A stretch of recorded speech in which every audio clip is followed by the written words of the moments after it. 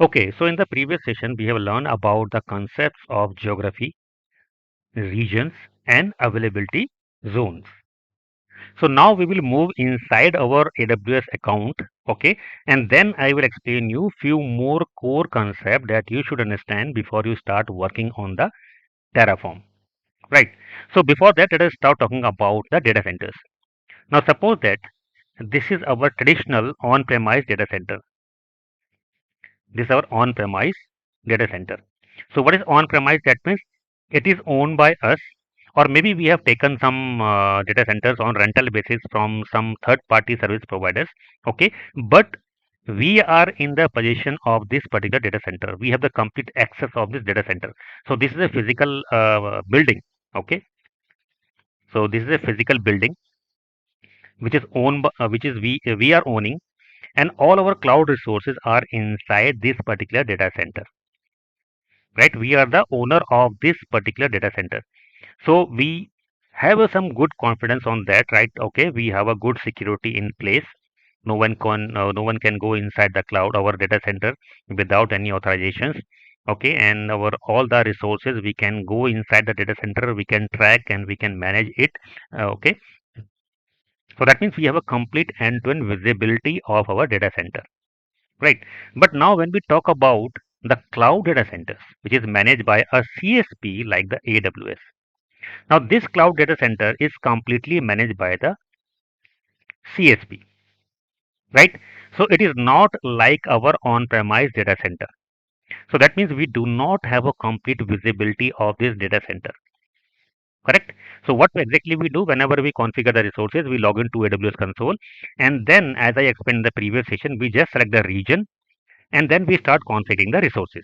Now, for example, I logged into my account and I selected the region as Mumbai in India, right? So I have selected India, and inside the India, I have selected Mumbai. So now after that, whatever the resources I will create, it will be created in the Mumbai data center of the AWS, right? But we are not owning this particular data center. We don't have any visibility of this particular data center, just like the on-premise, right? So now suppose that I am creating my account here. Similar to me, there are multiple customers across the world. Okay, those are going to create their resources in the same data center, right? So that means there would be multiple customers in Mumbai data center in India. Those have their resources, correct? So now suppose that there is a customer 1, there is a customer 2, customer 3, customer 4, customer 5, and there could be multiple customers. So now in that case, how these customer resources are going to be segregated from each other, just like the personal data center, right? Because in a personal data center, I know all the resources belong to me. Every hardware, every software, every networking storage configurations belong to me. No other client has the access of this particular data center, right? This is belong to me only. That's why it's my personal on-premise data center. But when we are in a cloud, how the cloud service providers, CSPs, are going to make sure the resources of each and every customers are segregated from each other, just like a private data center, right? We need to segregate our resources from the other customers. So how the CSP is going to manage that? So for that, the very first thing in the cloud is VPC. So VPC term is in the AWS cloud, virtual private cloud. This virtual private cloud make your resources segregated from the other customers, just like it is your private data center. So that means no other customer can enter your VPC. So this VPC is belong to you. And this VPC, as I said, this is just like your private data center. So this VPC segregate your traffic from the other customers. So that means each and every customer is going to get a separate VPC. They can create their own VPCs. Okay, you can create multiple VPCs as well. What is the purpose of that? I will explain in some time.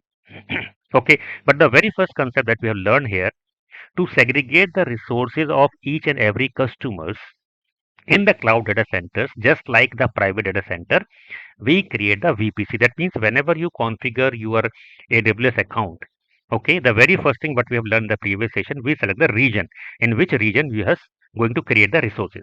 For example, I have selected the Mumbai region.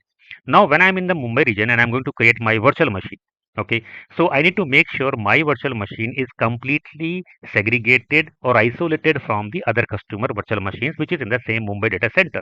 Okay, so very first thing I will create a VPC, right? So that means this is your AWS data center, okay, and I have selected the Mumbai region. So here, as I said, there could be multiple customers. Now suppose this is my account, Digitalk Systems. Okay, so here I will configure a VPC. So I can configure the multiple VPCs as I said, right? VPC1, VPC2, VPC3, just to create the multiple resources, okay, to segregate in a some different way. For example, I can create a VPC for my production, one VPC I can create for my non-production, and third VPC I can create for some other purpose as well. Okay, so that means this VPC, which is making a boundary for my cloud resources, okay, so that only Digitalk systems can access these resources and it should not overlap with any other customers. Okay, so here you will have some different customers and every customer will have their own VPC, okay, to segregate the resources from the other customers, right? So what we have learned here, the very first thing, we select the region. Once the region is selected, we have to create the VPC. Okay, and this is very important to understand because whenever you will work on the Terraform and we are going to create some resources in the Terraform, okay, so suppose we may need to select a region for configuration of the resources. So first we are going to select a region and for that we have to provide a region code, and this region code we have seen in the previous session, right? So once we have provided the region code, second thing, we may need to create a VPC. Okay, then we need to provide a name for the VPC. What is the VPC that we are going to create? Okay, and that's why these concepts are very important to understand before you start working on the Terraform. Right, so now let me talk about my VPC only. Okay, I'm not going to talk about the other customers VPC. Now suppose that I have created my account on the AWS cloud, okay, and in the Mumbai region, okay, and I have created a VPC with the name of my VPC. Now this is my VPC inside the AWS cloud. Okay, so now all the resources will be inside this particular VPC, right? Now apart from the region and the VPC, the other important critical term to understand is the subnet. Subnet. Okay, so what is the meaning of subnet? It is a portion of a network. Subnetting, that means we have a network, complete network, and that network we are going to segregate into the different multiple sub networks. And why we divide a particular network into different subnet, it is based on the different kind of a requirements that we have. Now what kind of a requirement, I will explain you with two simple example and you will get the complete clarity. Okay, suppose that I have created one subnet with the name of SN1 and second subnet SN2, subnet 2. So what is the purpose of that? For example, I am going to deploy a website, okay, which is going to get the customer request from the outside, from the internet, okay, from the internet. So that means this is a cloud, my cloud account where I have deployed my business applications, and the different customers across the world are going to access my business applications, or you can say my website, which is deployed in the AWS cloud. So that means request will come from the outer world, from the internet, okay, from the internet. So now the request is coming from the internet, okay, so I will not allow this request directly reach to my servers where my application code is running. Okay, so here I could have a database, and this is my applications, for example, running here, and my applications contacting the database, right? So I will not allow any application directly reaching to my servers where my code is there, my business logic is there. Okay, so what I will do, the very simple use case is I will create a subnet which is in the public zone, which is called the public subnet. Public subnet. Okay, so this public subnet is specifically designed to receive the traffic from the outer world, from the internet. And in this public subnet, I may have only the web server, only the web server. My business code completely inside a different subnet, which is called the subnet 2. And why I have segregated two different subnets, subnet 1 and subnet 2, because I do not want to allow any traffic from the outside reach directly to my application server where my code is exist or my data is exist. So what I will do, I will create a subnet which is a public subnet. So the traffic from the outer world will reach to the public subnet where my web server is running, and from there I will do the redirection of the request to my application servers where my applications are running. And so my complete business code and data inside a subnet which is called a private subnet. Private subnet. So this private subnet is not going to get any of the traffic directly from the outside world. So any traffic from the outside world will have to reach to my public subnet, and from public subnet I will forward the request to my private subnet where my application and my database is exist. So now when you are going to work with the Terraform, for example, creating of the configuration of the different resources, okay. So what is a very basic simple case? Okay, now I have to create some resources in the cloud. So very first thing, in which region I am going to create my resources, I have to get the code of that particular region. Then I may have to create a VPC, or maybe I need to set a particular VPC which already exists, right? I may need to create a new VPC, or maybe I am going to configure a virtual machine in an existing VPC. So I need to create or either need to select an existing VPC once the region is selected. After that, you have to create a subnet. Okay, this subnet could be public subnet, or this could be your private subnet. So you need to define in the configuration file, you have to create a subnet, and which will be a private subnet or a public subnet. Okay, so that's why it is very important to understand all these basic concepts. And this concept which I talked about, VPC, this concept is same across all the cloud service providers. Only thing is that what I said initially, the keyword may get changed. So in AWS, we are saying virtual private cloud VPC, and with some other cloud service provider, it may be referring as VNC, virtual network cloud. But the concept as meaning is same. Okay, so that means whatever I have explained so far, okay, if you are getting some good understanding of that, then you can easily understand same functioning of the other cloud service providers as well, because all these concepts are generic across all the cloud service providers, right? So this is the very first use case I told you about the different subnets. One is a public subnet and second is a private subnet. Okay, now similarly, apart from that, what we do mostly, we create a different subnet to segregate our resources as well. Okay, now this is my, suppose this is my subnet 1, and again I have a different subnet 2. Okay, so this subnet I can define for the non-prod applications, and this subnet I can define for the prod applications. Okay, so what I am doing, I am segregating my non-production and production applications, right? So this is a practical way we configure in the cloud. We have a production applications, we have a non-production applications. So we segregate the traffic. So what we do, we create the different subnet for our production and non-production applications. So one subnet for the non-production applications. So all my non-production servers will be here, applications will be here, and I have a separate subnet, and this subnet will have only my prod applications, prod servers, prod storage, and everything which is specifically related with the production applications. So these are the two different use cases that I have explained to you about to explain you the concept of subnet in the cloud computing. So now let me draw a clear figure and explain you few more important concepts. So now this is my VPC in my AWS cloud. For example, this is my VPC 1.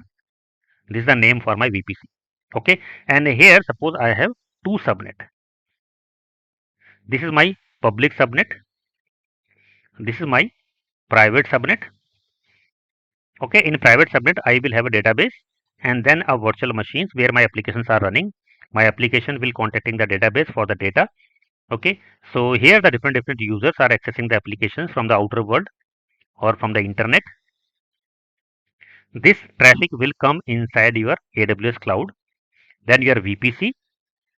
Very first, the traffic will reach to the public subnet. Here my web server is running, and the request will be forwarded to the backend application servers. Correct. So now here you can see the traffic is coming from the internet, which is going inside your VPC, which is your AWS cloud, inside the AWS cloud, right? And then it is reaching to your virtual machines. That means inside your public subnet, and then it is going to your private subnet. So that means this is the end-to-end flow of your traffic. Okay. So now the cloud services, we need to protect our resources in each and every layer, because the traffic which is coming from the outside, or maybe the traffic which is going from inside, from one subnet to other subnet. Okay, so we may need to protect the different kind of services, like for certain set of virtual machines need to be accessed from a particular subnet. Certain set of users can only access the storage. Certain set of IPs can only allowed to send the traffic to a particular virtual machines even from the outside world. So that means we need to assign a multiple kind of a protection with respect to the communication or the interactions or the traffic which is coming in and out from your AWS cloud, right? So to protect all this communication flow, okay, which we have a different terms at each and every layer. That means very beginning, when the traffic is reaching from internet to your AWS cloud here, then it is going inside your public subnet. From public subnet, it is reaching to the private subnet. Okay, so that means we can protect this kind of a communication at multiple layers with the help of multiple configuration terms that we have in the AWS cloud. Okay, now before that, to get the traffic from the internet, okay, if you want to allow the traffic from the internet for your clients, what we configure in the AWS is a specific gateway. We have a different kind of a gateways, so we create a different kind of a gateway. So here we have the ISG, internet service gateway. So this internet service gateway allow the traffic from the outside world.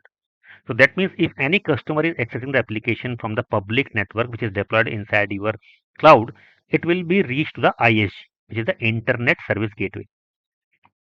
Okay, and traffic from the internet service gateway will reach to your public subnet here, and then it will forward to the backend private subnet.